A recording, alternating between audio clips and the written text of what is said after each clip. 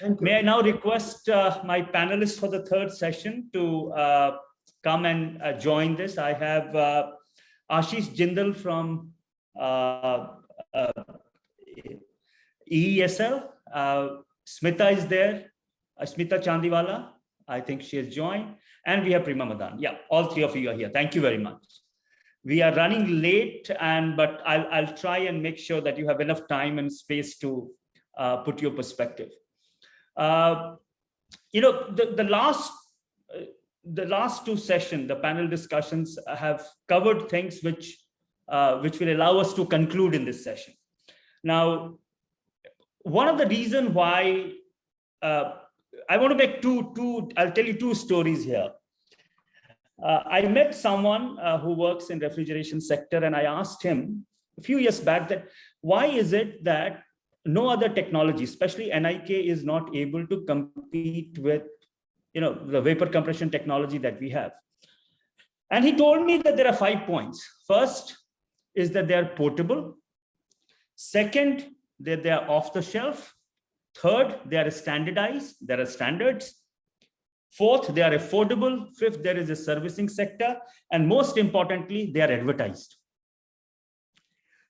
So, if you open your television, you have advertisement of air conditioners, but you do not have, advertisement of radiant technology, for example. Okay, so the mass awareness, the 5-factor which allows vapor compression technology to be, the fit and forget, is not there in alternative technology. Now, the point I'm trying to make is, I think over the last, people who are working in, alternate technologies also believe that alternate technology has to be specific to buildings.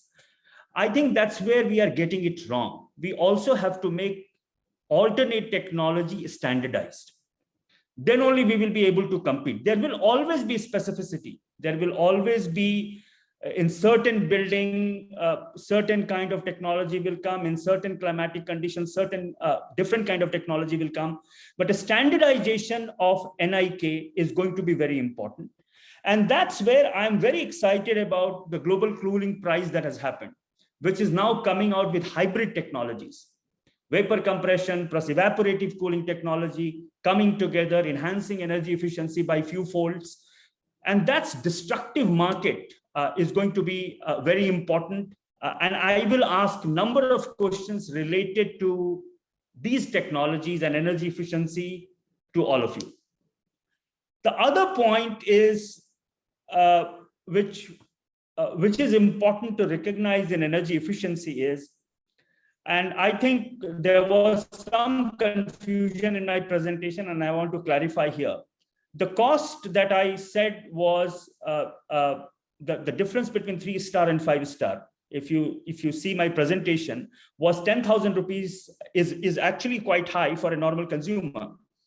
That was not the point I was making. The point I was making is, in that 10,000 rupees, amount of money that is incremental cost of energy efficiency is actually very low, because manufacturers are adding many more things along with higher energy efficiency, whether it is air purification system or giving it some kind of some different services in that air conditioning, and plus markup cost. The estimate actually is that moving from 3 to 5-star, the incremental cost of only energy efficiency is as low as 20% of the total retail cost that you see. The energy efficiency cost is only about 20%, which is reasonable. That was the point I was trying to make. Having said that, let me come back to all of you with some opening remarks on two things. One, as the panel introduction itself is, how do we bring refrigerant transition and energy efficiency together? Okay, and I would like to hear your views on that. I would also like to hear your views in terms of how do we, in standard process itself, for example, BEE star labeling program, can we bring both of them, refrigerant transition and energy efficiency together? So let me start with Smita. your opening remark on this panel, then I will go to Ashish, and then I will come back to Prima. Please, Smita. Okay. Thank you, Chandrabhushan, Apurupa, and Shakti, of course. And good afternoon to all my panels. It's been a very, very interesting discussion so far. This panel, in terms of how do we bring energy efficiency and refrigerant phase out action together, because a lot of ICAP and a lot of the space cooling demand first has, is going to be determined, say, by the residential sector. So I'll start with my comments focusing on the residential sector. And I think one of the first things to get a lot more, sort of non-refrigerant based technologies in the sector is to look at how we are framing this debate about cooling, right? So we say access to cooling, we're talking about productivity, we're talking about heat stress, but we want access to cooling to provide thermal comfort, right? And there's a large distinction within that statement, because the minute you frame that we want cooling for comfort, a non-technical solutions come into play, right? Cooling by itself talks about a technology intervention, right? So previous panels have spoken about that we need thermal comfort standards, and all of that is correct, but we haven't actually framed it, and we're still talking about access to cooling. We want access to cooling to provide thermal comfort. So that's the place I want to start with. And then to put this into perspective, and if we look at the data, right, the air conditioning market just for the residential sector is sort of largely determining this debate. We are saying that less than 10% households might probably have an AC today, but it's going to be 40% in 2 decades. 2037, 38. That's what ICAP predicts. But there is a caveat. This is based on affordability of the technology, right? Because the assessment is through how sales and manufacturing have been in the last a decade or so. So then are we saying that the remaining households will not achieve any comfort, because we're not balancing what is comfort with the kind of cooling technology we keep speaking about, so that's like a really large percentage of a population, including a very large percentage of a rural population. So we call this the cooling access gap. And some of the analysis that my organization did with colleagues at Green Tech, and it was actually funded by Shakti and SDC, we found that if we just look today at only urban residential housing, meeting their thermal comfort standards based on adaptive model, right? And compare it to the current cooling energy use, we are like, there's a 3.5%, 3.5 times jump to what cooling energy is needed, right? 3.5 times of where we are today. So this is literally the latent cooling demand in our system, right? And which is not being met just because people cannot afford technology, or maybe there are parts of the country where electricity is not available for the kind of technologies that we are giving them, right? So you can afford a technology, but you might not have reliable continuous electricity to run it. So the minute you put it into this perspective, and then you say, equity, access to comfort of cooling, and productivity, heat stress, are we saying that we want to meet all of this demand through a refrigerant-based system?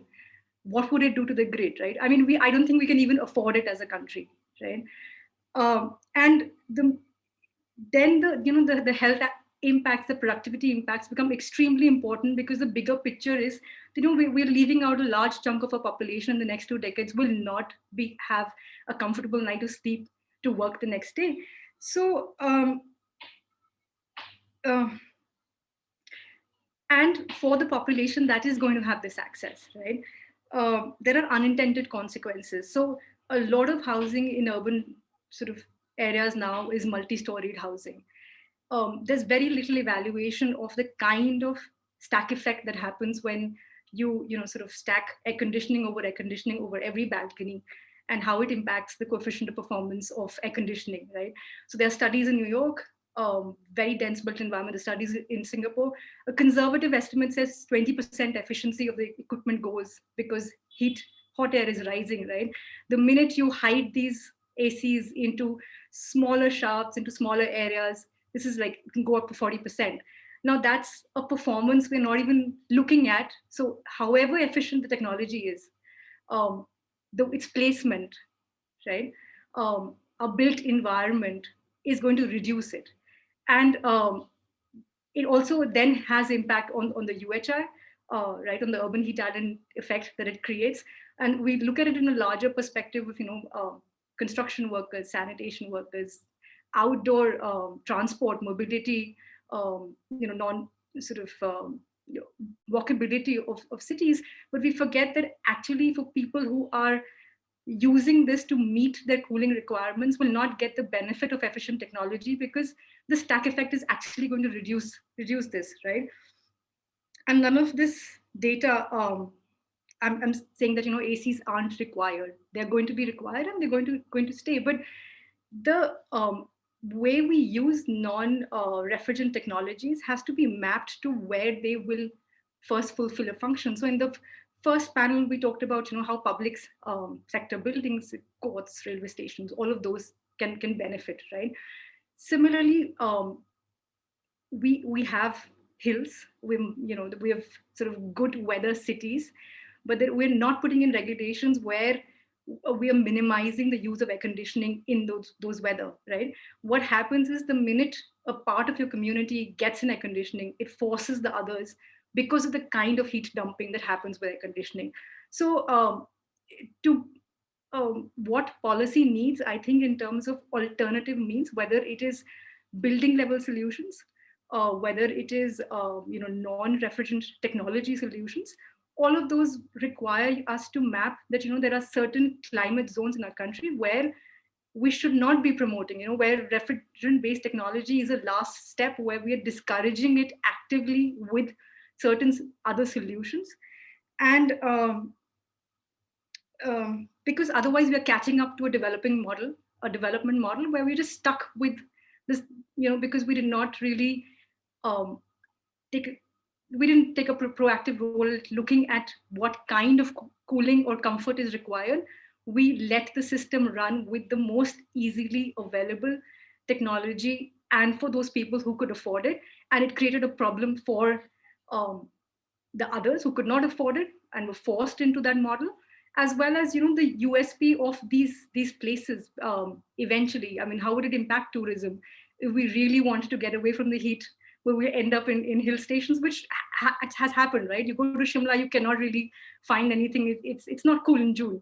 And a large part of this is the development, right? And I think ACs and cooling provide us that opportunity to frame guidelines in this. And finally, because we started by talking about the Kigali and the Montreal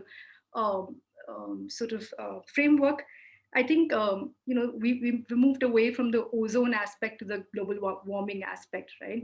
Which means that recognition of the fact that a large part of the indirect emissions now are because lead to global warming, right? It should be part of the system. So the same level of funding, training mechanisms really need to look at the efficiency aspect as well as the refrigerant aspect of the cooling technology, even within that framework, because that's a system that is there, that the system has worked. We just haven't pinpointed what metrics it will put to the efficiency target as well. And I'll stop here and give some ideas on how we put that metric as well. No, thank you. I think you have already put out something which should be very seriously considered. How do we discourage certain technology in certain ecosystems? Okay, I mean to say it's race to the bottom otherwise, and there has to be a lot of work that needs to be done on this. Let me now invite Mr. Jindal for his remarks. And I'll request you to also talk about how EESL has engaged with air conditioning and energy efficiency and your experience with that. Thank you. Thank you, Mr. Chandrabhushan and iForest Global Team, and even Shakti Sustainable Energy Foundation. And welcome and hi to my panelists. So yeah, it's absolutely a very important discussion which is happening, and I was very curiously trying to learn and understanding what is happening across the sector. So I'll share our experience specifically. So for example, there were various measures which has done in terms of improving the efficiency of cooling equipment, whether it is through market-based or whether it is through, you can say, regulatory mechanism. So regulatory mechanism, when we say BE has done the standard labeling, the ratcheting up of their standards every year by 3 to 4%, or maybe after every 2 years. That is very important.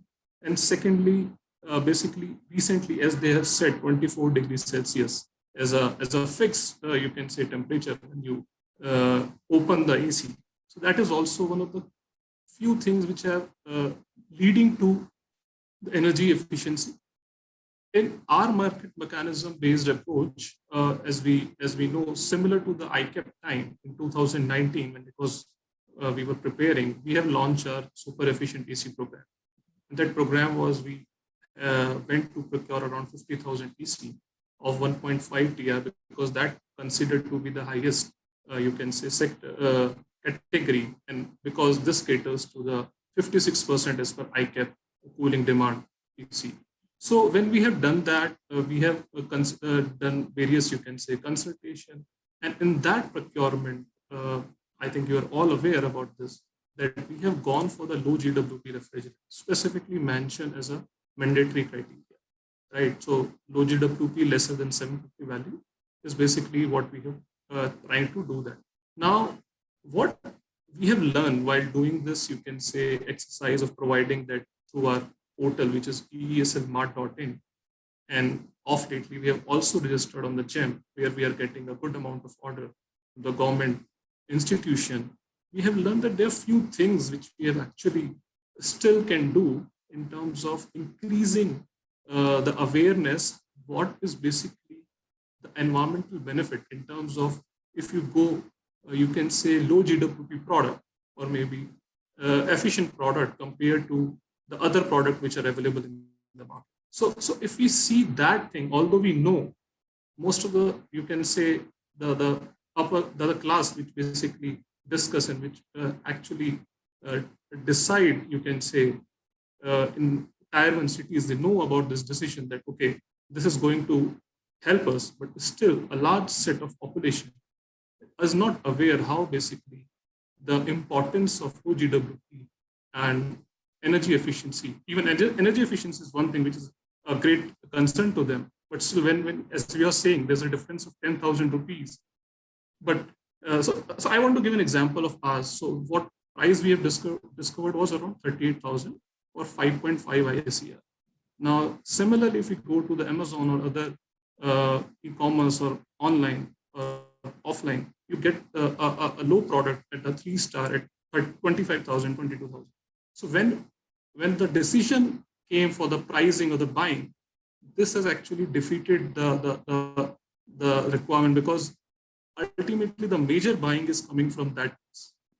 So broadly, what the learning for R is again is that efficiency is required. The efficiency is very important, but how it is we are representing, how we are basically illustrating the negative impact of other side is through our whatever programs we are running is very important. Now, second thing which I also want to add here is not only room air conditioner, we have gone for other programs, for example, ceiling fan, where we have distributed more than 2.35 million ceiling fans till now. And this is very important when we talked about the Indian Cooling Action Plan, or the plan which is basically the cooling, which is a very important thing.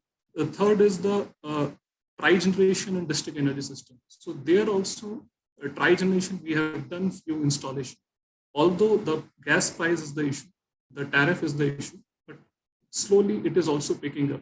So we are trying programs like RAISE, which is through the indoor air quality, improvement of indoor air quality with the installation of filters and also removal of pathogens. So with various mechanisms, various systems, even coming with the BLDC fans as a next tender, and a new, you can say, scaling up with the IoT things. We're just trying to do a bit from our end, which basically supporting this energy efficiency and refrigerant transition.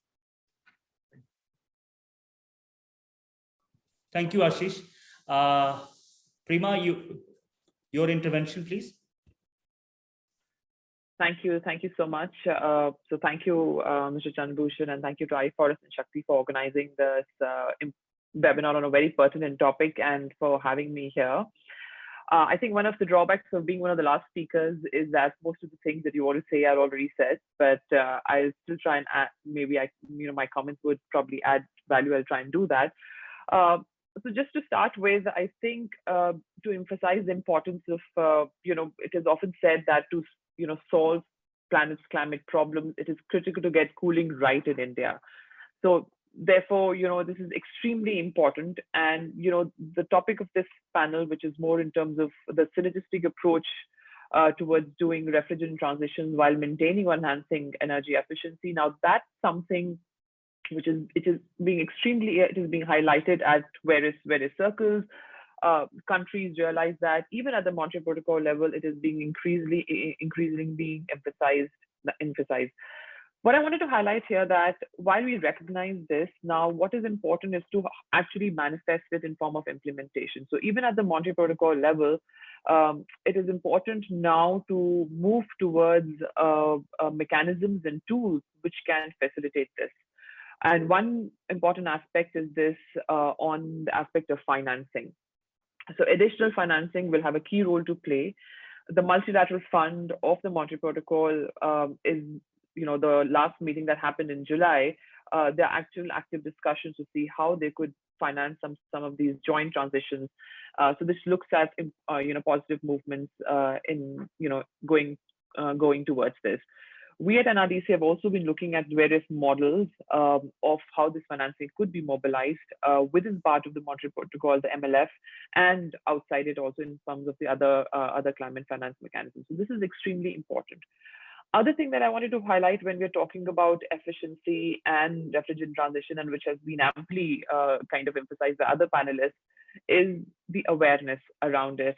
Is in your face marketing that really probably needs to happen, and using the platform. I think the standards and labeling program of Bureau of Energy Efficiency, which has been on for many years, has done that job of making at least consumer being aware of energy efficiency. We look for a label when we go and try and buy that equipment.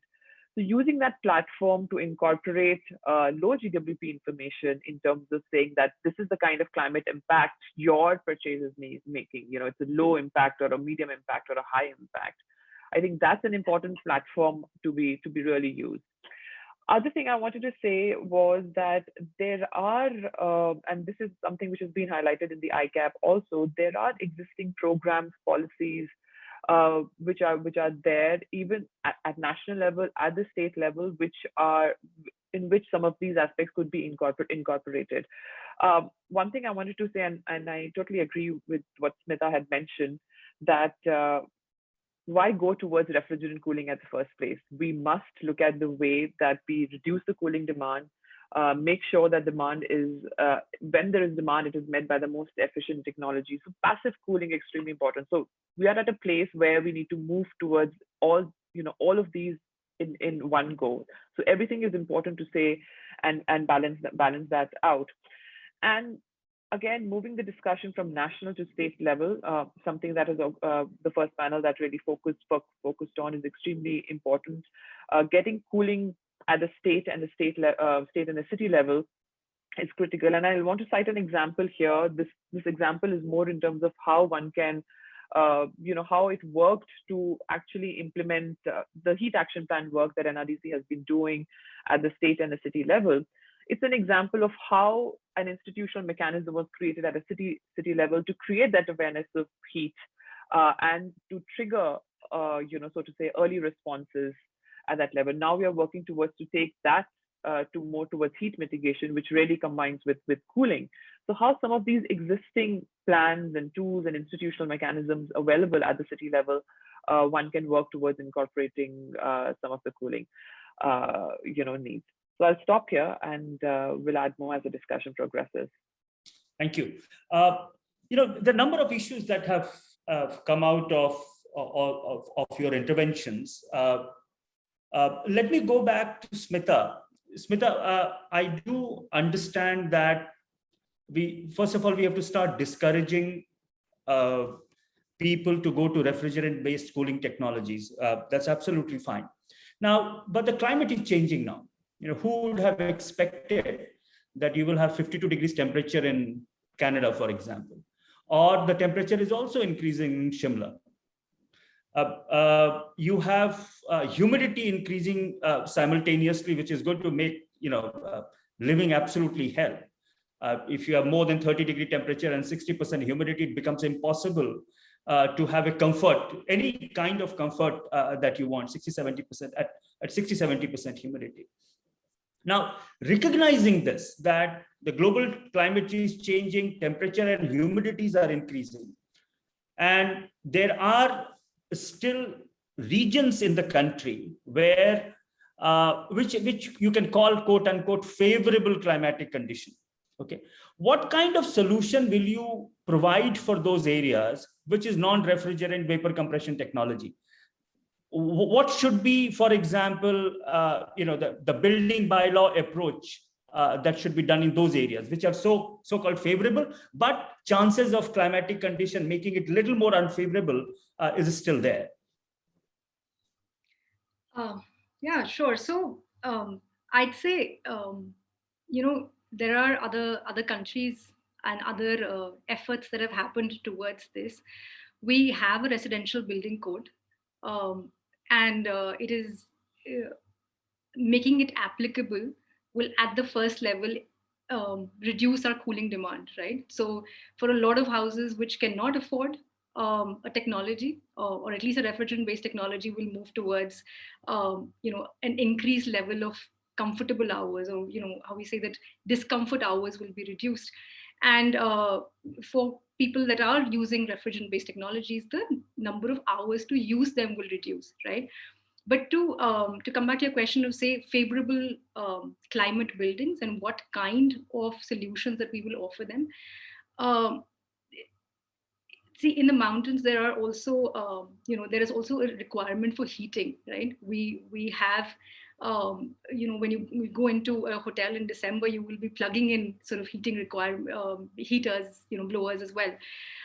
There is sort of, underfloor radiant heating that has been around in the West for a really long time.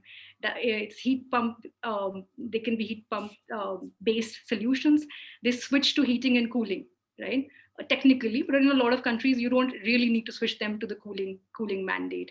Now, I'm just giving you as one example specifically because we have a cold climate which can map to a certain latitudes in Western Europe, right? But they can only be comfortable once you really look at the envelope and reduce the need for cooling, right? With the current buildings, the current development pattern, the current, infrastructure around your building, none of these technologies will provide the level of comfort that we have become accustomed to. So it's sort of taking one step forward from a heat action plan, mapping it to a city or an urban area, and seeing pockets of heat, working with the nature-based solutions on the heat side, but also working on more stringent, more applicable building envelope solutions first, to then be able to use non-refrigerant technologies, right? It cannot happen as a technology retrofitting solution only. So that is one. And of course, I think, in the last panel, somebody touched upon the indoor air quality and the ventilation aspect, which has become extremely important with, not just with COVID, but it's something which we sort of, are continuously faced with at our work environments in our homes. And, ventilation is really an important means for a lot of our climate solutions, which unfortunately, both in residential and commercial buildings is completely sidelined because we can use refrigerant-based technologies, right? So even in coastal areas, ventilation will reduce a lot of requirement for cooling. And in commercial buildings, we haven't seen the use of dehumidification outside of with just the refrigerant based system, right? So I'm not a technology expert per se, but I'd like to say that there are enough combinations, but they cannot come in as a technology retrofit. They have to start with defining comfort in that environment, and starting with making buildings responding to that comfort situation, right? And the last point I'd like to make is that not all of this, specifically in the residential sector, is not all of it is not design related, right? A lot of it is just specifically for standard building designs, which a lot of middle income housing is also now. Change of materials which reduce heat ingress has a really big role to play. So we don't have to think about the agency that architects um, really bring to this situation. It's we have government funding housing. Why don't we change procurement the same way we're changing procurement for air conditioning, right? So materials have a really big role to play in this changing of the envelope as well. Sure. Thank you. One of the indoor air quality has come out quite clearly in all the panels. And one of the least talked about issue is how people get sick in hotels. People do not talk about it, Yeah. but I have got sick many times. Been to a hotel, came out, and then either I had throat problem, or so people do get and sick in centralized air conditioning, non-ventilated space, which we do not talk enough about. So I think it's something that maybe we need to talk more and more and connect to people in terms of how you get sick in non-ventilated, centrally air conditioned, or even window air conditioned spaces, and it affects your health and connect it to the health of the people. Let me come back to Prima. From your you talked about bringing both of them together at Montreal Protocol and financing as one of the issue at the Montreal Protocol, but also you touched on the issue of star labeling. And for the last 10 years, there has been effort at BEE to have some sort of information along with the star labeling on the kind of refrigerant that air conditioner is using. So do you think a time has come for all of us to push BEE to start talking about climate impact ratings of appliances? So you can give star labeling, 5-star energy efficient appliance, but you also give climate impact rating, which will include both of them together. Your thoughts on that? Short answer is yes. I think we must do that. The time, as I said, that platform has already created. It is a low-hanging fruit to not use that platform to talk about the climate, so to say, the climate rating of that particular appliance. A simple communication sometimes to say that this is as I said, it's a low, medium, high climate impact appliance. Do you want to purchase it? Even something as basic as that. Now there are and I know there are groups that have been talking about it, proposing it, and the ICAP talks about the eco labeling program as well. So it is there. The idea is now really to go ahead and try and implement it. Now this will require some, and I know we know that the issue here is also about different ministries, different departments talking to each other. So the Environment Ministry probably talking to the Power Ministry. Now the ICAP provides that kind of a platform. There are interministerial groups that have been created for different aspects of implementation. I mean, they are yet to see the light of the day, but this is an important area to focus on. And we, as I think civil society group, need to be talking more, more aggressively about it to make that happen. So that was my short answer to say, yes, the time is there. And I think sooner than later is better.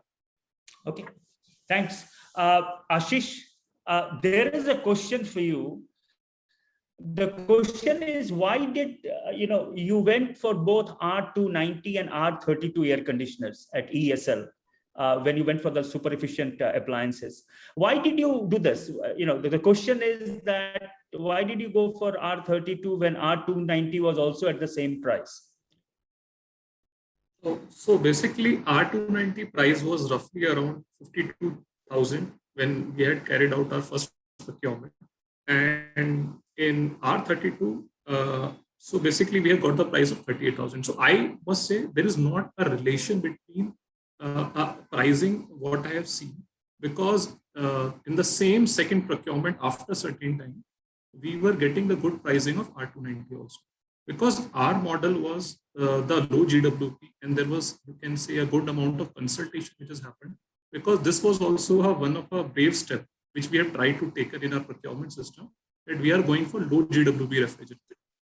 Somebody was saying we are not ready for 32, we are not ready for something, so we have only 22. So there was a certain resistance, but yes, we had tried that, okay, let's start with a higher efficiency and a at least low refrigerant. So broadly, with the time change, we have got the reduction, and this has actually led to more of a, you can say, upscale as we go for the further procurement. And you are able to sell all of them. Have you? All these air conditioners have gone out very quickly. So there are certain, you can say, that is what we have a challenge in that. So we have, you can say, roughly around 10,000 numbers out of 50,000, which are there. But the reason why is because we have launched this program in August 2000, you can say 19. And when at that time, there was already a season which was out, and there was not an uptake. And then slowly the COVID hits in the March. So I just want to share one important thing. We have also tried to market our product in Ramayana when we used to see Ramayana in April or something. So there we have seen an uptake of around 100 AC at a moment. You just see, but because of logistics issues, because of, you can say, this pandemic, this was slow. But right now we are seeing a good demand, considering we have recently reached into GEM. And there is an uptake because we are now discussing with institutional consumers. The issue there was our website was not that famous, ESL Mart. Nobody, even though we have tried to engage with electrical utilities, with various players, but still that the famous of the website, likes of Amazon, was not there. So if it was there, I think we had seen a good result. But yeah, right now we are coming with more procurement in various other programs related to cooling.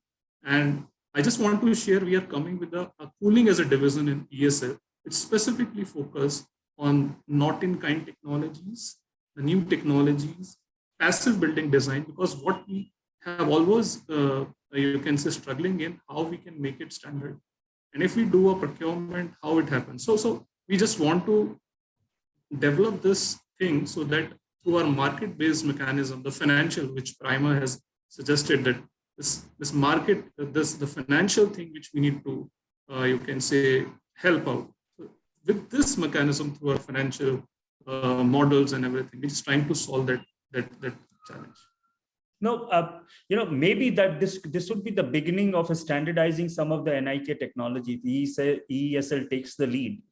And I am quite sure once you standardize it, the confidence will increase. BIS is also ready to think about coming out with standards on NIK technology. So there are now spaces opening up where all of us will have to start engaging if we are really thinking about non-vapor compression technology. Okay, and as I think Smita was, you rightly said very clearly that we cannot see a world where everyone in India is going to own an air conditioner. They require cooling, but the current air conditioning technology is going to certainly blow the world. Everyone in the world starts looking at it. So we need to have alternate technology as quickly, as soon, and as affordably as possible. This is going to be our biggest, biggest challenge that we all face today.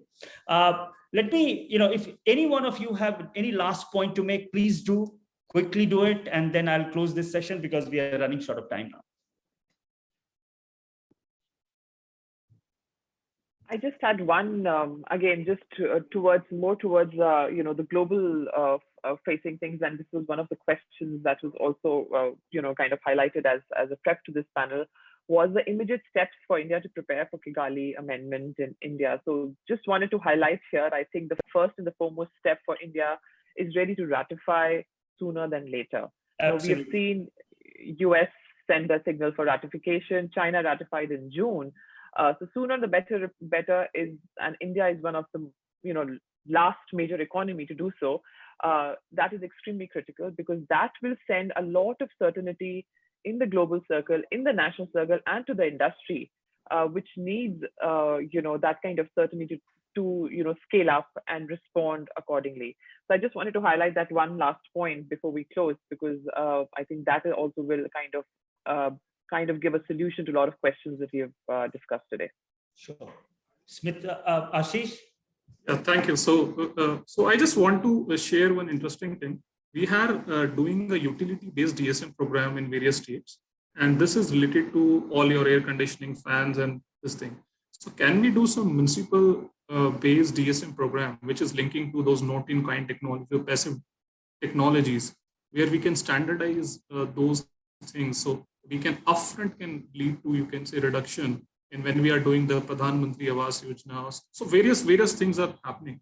So something, if we can carry it out as a model, and I don't know whether ESL under its objective can actually place those things. So broadly, we can target utility also, and also the municipality. So both sides.